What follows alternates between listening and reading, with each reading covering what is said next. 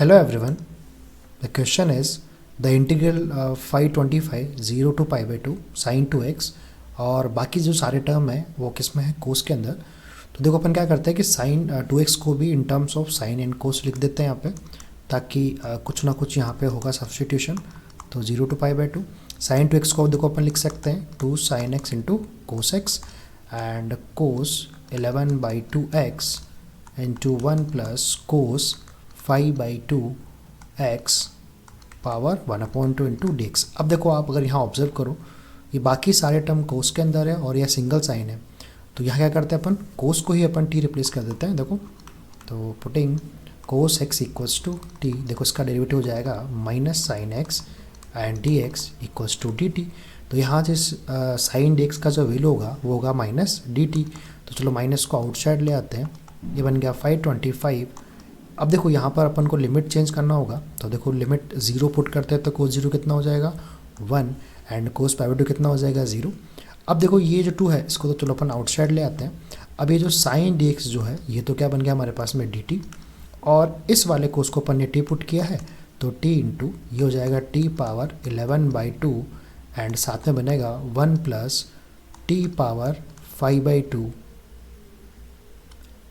Whole power 1/2।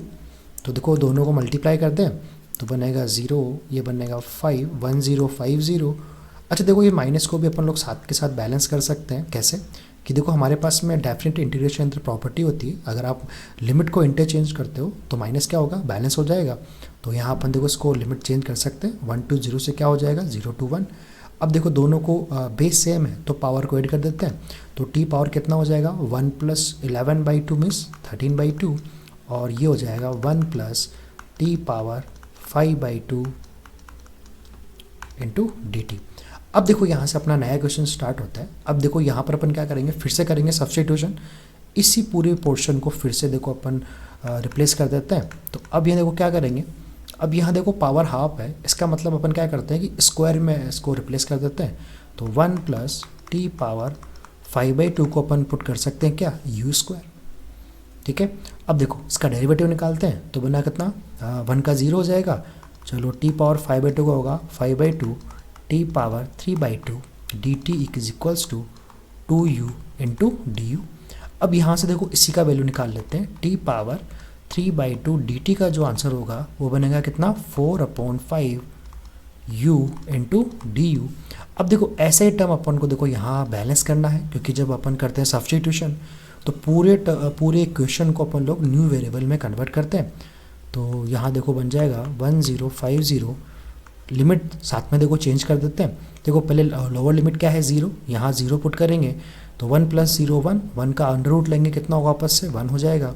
अब देखो 1 put करेंगे तो 1 प्लस 1 कितना हो जाएगा 2, बट इसका क्या लेना है रूट, तो हो जाएगा अंडर रूट 2। अब देखो टी पावर 13 बाई 2 को भी अपन को बैलेंस करना है, तो देखो कैसे करेंगे, अपने पास टी पावर 13 बाई 2 जो है देखो उसको ब्रेक कर लेते हैं अपन लोग, क्योंकि देखो 3 बाई 2 है ना, 3 बाई 2 सेपरेट कर लेते हैं यहाँ से, तो कितना बचेगा 10 बाई 2। 10 बाई 2 को जो है सेपरेट करते हैं और टी पावर 3 बाई 2 को सेपरेट कर लेते हैं। अब देखो टी पावर 10 बाई 2 को भी हमारे को इन टर्म्स ऑफ व्यू लिखना होगा, तो हमारे पास में देखो इक्वेशन है, यहाँ किसका वैल्यू है 5 बाई 2 का, तो देखो 10 बाई 2 को अपन लिख सकते हैं टी पावर 5 बाई 2 होल, जिसको देखो लिखा जा सकता है होल स्क्वायर।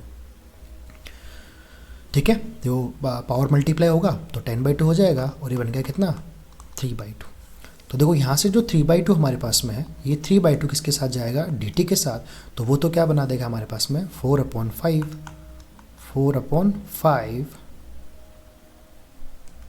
इसको चलो 4 को अच्छे से लिख देते हैं, तो 4/5 u इंटू डी यू। अब जो यहाँ देखो 13 बाई 2 के पास में क्या था T power 5 by 2 whole square, तो देखो उसकी जगह क्या पुट करेंगे यू स्क्वायर माइनस 1, तो ये हो जाएगा U square minus 1 whole square, क्योंकि देखो 5 बाई 2 का होल स्क्वायर है। अब देखो यहाँ पे अगर यू स्क्वायर पुट करें तो क्या बनेगा यू बनेगा, तो ये हमारा पूरा इक्वेशन कन्वर्ट हो गया। तो देखो यहाँ से अपन लोग कॉन्स्टेंट को आउटसाइड ले आते हैं, तो 1050 इंटू 4/5 एंड इंटीग्रेशन 1 to √2। अब देखो ये क्या बनेगा u इंटू यू स्क्वायर, और इस वाले स्क्वायर को ओपन कर देते हैं तो a minus B whole square मतलब u power 4 plus 1 minus 2u square and into D U. इन दो फायदे को 5 से कैंसिल आउट कर सकते हैं, 2 1 0 एंड 4 से मल्टीप्लाई करते हैं तो 0, ये बनेगा 4 और 8 4 0। अब ये अपने पास लिमिट है 1 to √2। अब देखो इनको मल्टीप्लाई करते हैं तो बनेगा u power 6 plus you square and minus 2 u power 4 into D U. अब इसका इंटीग्रेशन कर देते हैं तो देखो ये बनेगा 840 एंड देखो सबका इंटीग्रेशन करते हैं तो u पावर 6 का हो जाएगा u power 7/7 and u square का होगा कितना u³ और ये बनेगा u पावर 5/5 और हमारे पास लिमिट है 1 to √2। अब देखो लिमिट सोल्व करते हैं अपन लोग तो upper limit minus lower limit तो 840। अब देखो यहाँ पर अपन लोग पहले √2 पुट करते हैं तो पहले कितना आएगा देखो √2 पावर 7। तो देखो √2 पावर 7 को अपन क्या लिख सकते हैं 8√2, क्योंकि देखो अपने पास √2 पावर जब 7 होगा तो देखो 7 यहाँ कितना बनेगा 7/2। अब 7/2 को अपन क्या कर सकते हैं 6/2 प्लस हाफ, मतलब 6/2 कितना होगा 3, तो कितना होगा 8, तो हो जाएगा 8√2/7। फिर देखो √2 यहाँ पे रखेंगे तो √2 पावर 3 मीन्स कितना हो गया 2√2/3 माइनस, अब देखो यहाँ क्या करूँगा u पावर 5 करूँगा, √2 पावर 5 का मतलब कितना हो गया 4√2 इंटू 2 से मल्टीप्लाई होगा तो कितना हो गया 8√2/5। अब ये था हमारा अपर लिमिट। अब देखो लोअर लिमिट 1 पुट करते हैं तो बनेगा 1/7, ये बनेगा 1/3 और ये हो जाएगा माइनस के 2/5। तो ये हमारा बन गया लिमिट। अब देखो इसको थोड़ा और सोल्व करते हैं तो 840। अब देखो इस वाले ब्रैकेट का एलसीएम हो जाएगा 7 इंटू 3 इंटू 5 मीन्स 105। अब देखो इसका एलसीएम ले लेते हैं देखो, तो देखो यहाँ से 7 कैंसिल आउट होगा तो 15 से जो है 8 मल्टीप्लाई होगा तो बनेगा 120√2।